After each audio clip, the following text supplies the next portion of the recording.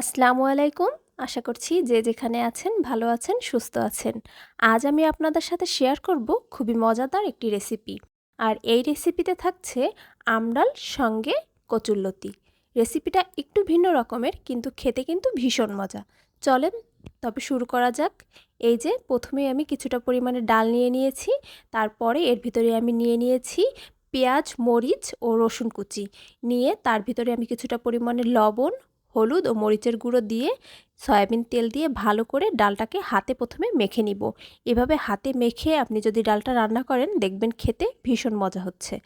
এই যে এভাবে আমি ভালো করে একটু কচলে কচলে ডালটাকে একটু ভালোভাবে মেখে নিব। তারপরে আমি চুলাটার জালটা জ্বেলে দেব। এতক্ষণ কিন্তু চুলাটা বন্ধই ছিল। এখন এই যে জালটা জ্বেলে দিয়ে তারপরে এটাকে একটু ভাজা ভাজা করে নিব। ডালটা এভাবে ভেজে নিলে আপনার দেখবেন ডালটা থেকে খুবই সুন্দর একটা ফ্লেভার আসছে, যেটা খেতেও ভীষণ মজার হয়।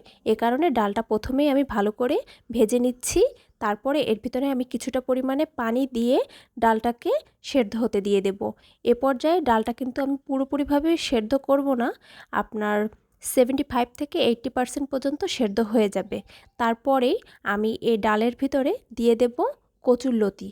কচুরলতিগুলো আমি আগে থেকেই ভালো করে কেটে ধুয়ে পরিষ্কার করে রেখেছি। এখন এই যে দেখুন ডালটা প্রায় সেদ্ধ হয়ে এসেছে। এ পর্যায়ে আমি দিয়ে দেব সেই কচুরলতিগুলো। ডালগুলো কিন্তু এখনও আস্ত রয়েছে, সেদ্ধ হয়েছে কিন্তু পুরোপুরিভাবে সেদ্ধ হয়নি। এ পর্যায়ে কচুরলতিটা অ্যাড করবেন, কেননা কচুরলতি সেদ্ধ হতে কিন্তু বেশি সময় লাগে না।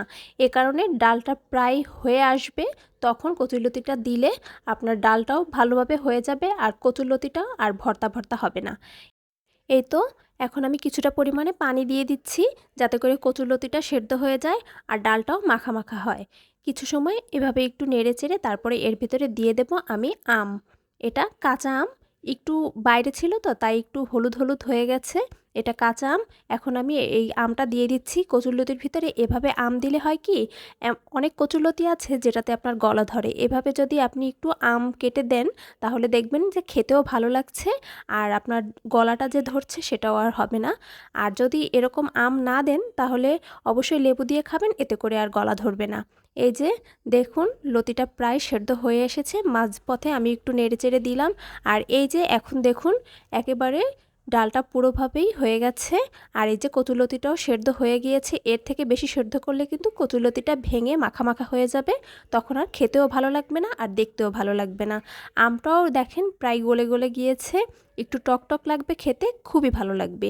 এই গরমে তো আমডাল খেতে এমনিতেই ভালো লাগে, আর তার সঙ্গে যদি থাকে কচুরলতি তাহলে তো খুবই মজা হয়। আপনারা যদি এরকম রেসিপি এর আগে ট্রাই করে না থাকেন অবশ্যই বাসায় ট্রাই করে দেখবেন, খেতে খুবই ভালো হয়। এর ভেতরে যদি ধনিয়া পাতা দেওয়া যেত তাহলে কিন্তু খেতে আরও বেশি মজার হতো, কিন্তু আসলে আমার ঘরে ধনিয়া পাতা ছিল না, তাই আমি দিতে পারিনি। কিন্তু আপনারা যদি বাসায় রান্না করেন তাহলে অবশ্যই ধনিয়া পাতাটা দিয়ে রান্না করবেন, তাহলে দেখবেন খেতে আরও বেশি মজার হয়। আশা করছি ভিডিওটি আপনাদের সকলের ভালো লেগেছে। সবাই ভালো থাকবেন, সুস্থ থাকবেন। আল্লাহ হাফেজ।